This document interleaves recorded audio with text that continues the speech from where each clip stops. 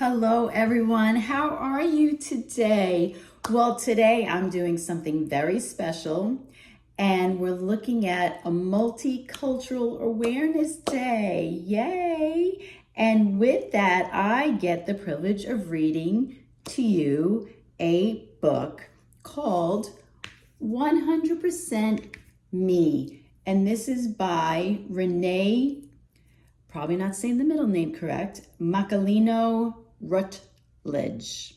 And we're going to read about this book and about this little girl that goes through everyday life, and she's looking at who she is and what makes her special about her certain culture. She is a mixed race of Latino and Asian, and which is very rare. So this author thought this would be a great way to expose the culture and everyone about this book. And this is 100% Me. And I really liked the thematic of this and how the child gets to have her own perspective on what is happening. So let's read it and then we can discuss a little bit more. Mama, Poppy, and I walked our dog around the block. We passed a neighbor watering the flowers in the garden. He stopped to chat. Wow, you look just like your mom and dad, he told me. 50-50. I looked up at my parents and imagined half of my face like Mama's and half like Pappy's. That didn't seem right. Do you think I look exactly like you? I asked them. You may take after us, our parents and their parents in many ways, said Pappy. But that makes you different from all of us. You look like yourself, Mama replied. I agreed. I'm 100% me.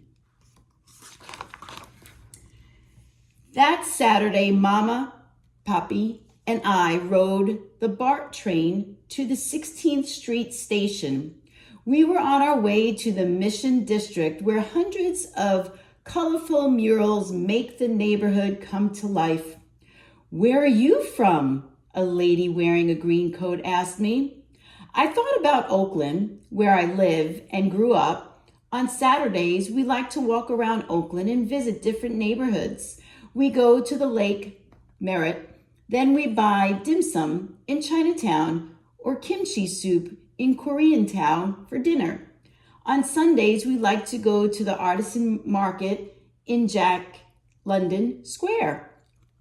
I'm from Oakland, I replied.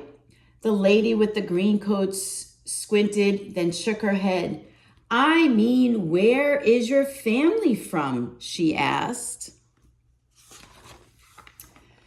This made me think of Pappy and Mama and my grandparents too. Pappy is from New York. His parents are from Puerto Rico. Mama is from San Francisco. Her parents are from the Philippines. See how each is different and where they're from? Like you get asked, where are you from? And you think New Hampshire, Texas. You never really think into depth, right? My family is from New York, Puerto Rico, San Francisco, and the Philippines, I replied. I'm from Oakland, and I'm 100% me. That you are, the lady with the green coat said. At the next stop, she tipped her hat before stepping off the train.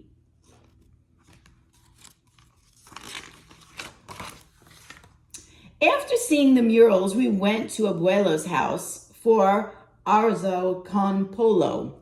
I'm not really good with the Spanish words, so forgive me. My tío and tía, or aunt and uncle, were there too. We sat together around the kitchen table. You are all growing up so fast, my tío exclaimed. You have your puppy's eyes.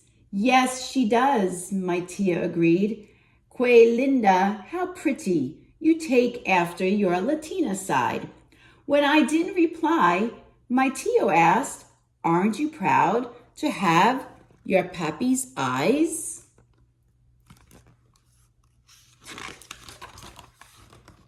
"I'm proud to look like my pappy, but my eyes are not his eyes. My eyes belong to me." I knew what to say. "My eyes are a little like pappy's and a little like my mama's. They're all my own, and I'm 100% me." My Tio laughed from deep in his belly, and my Tia squeezed my arm lovingly. "Seguro, you are absolutely are," they agreed. They gave each other a high five. The next day at the Artisan Museum, I admired the pretty beanies while Mama looked for a pair of beaded shell earrings at the booth next door. "I like this one," I told Mama, pointing to a woven purple beanie with a pink peace sign in the middle. The lady in the booth rang us up and said, "I'm sorry if I've been staring. You have such an interesting face. May I ask, where are you from?" She took another long look at me. Mama knew what she meant. "She's mixed," Mama replied. "I'm Asian and her dad's Latino." The lady in the booth nodded. Mama answered this question about me all the time, but I had an answer too. "My family is from New York, Puerto Rico, San Francisco, and the Philippines," I said. "I'm from Oakland and my eyes are my own. I'm mixed and I'm 100% me." "How wonderful," the lady in the booth exclaimed with her hand on her heart. She threw a button with a picture of the earth into my bag free of charge to pin on my new beanie. At the sound of the recess bell at school on Monday, I raced to the monkey bars with my good friends, Amani and Perla. A boy in our class came over and said, "You look like sisters. Are you sisters?" Amani's family is from Oakland, India, and Kenya. Perla and her parents are from Los Angeles, and her grandparents are from Mexico. "We are not sisters," Amani said. "We are ourselves," Perla added. "Just like you," I answered. Amani, Perla, and I linked arms and skipped to the swings. We swung high together.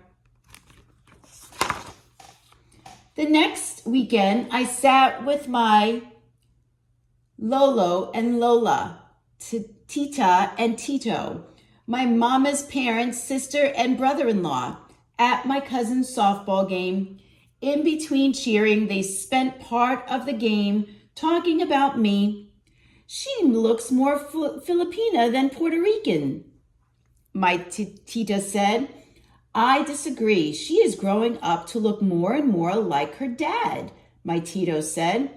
"She reminds me so much of my own Lola," my Lola said. "My grandmother was a mestiza too."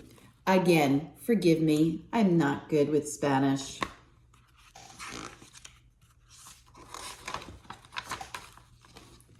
"What do you think?" my Lolo asked me. Before replying, I thought about the questions that the lady with the green coat, my Tio and my Tia, the lady in the booth, and the boy from school had asked. I knew what I wanted to say. My face has some of my dad, some of my mom, and even some of my great-great-grandmother. My face is not like anyone else's, and I'm 100% me, I said. "Well said," my Tito exclaimed, smiling. "Home run," cheered my Tita, and I knew she wasn't just talking about softball.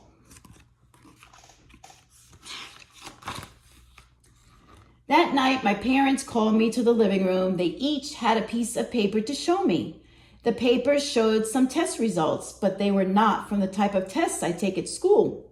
"We've had our DNA tested," Mama said. She explained that DNA are spiral-shaped instruction books for the cells in our bodies. The information in the spirals help decide the color of our eyes and hair, our height, and even the shape and size of our noses. These test results also help us to learn more about our ancestry or the people we are related to, even from a long time ago, Pappy added. The DNA test results showed Pappy's ancestors come not just from Puerto Rico, but also from Italy, Spain, Portugal, France, Nigeria, and Northern Africa. He has indigenous Puerto Rican ancestry too. Mama's ancestors come not just from the Philippines, but also from China and Spain. Wow. I learned that my ancestors grew up in many different parts of the world. Mama, Papi, and I agreed that we are all unique, but connected. That makes me feel a little bit closer to everyone, even people I'm not related to. Whether we know our ancestors or not, we all have them. They are like the roots of a sacred and beautiful tree, and we are like the branches, Mama said.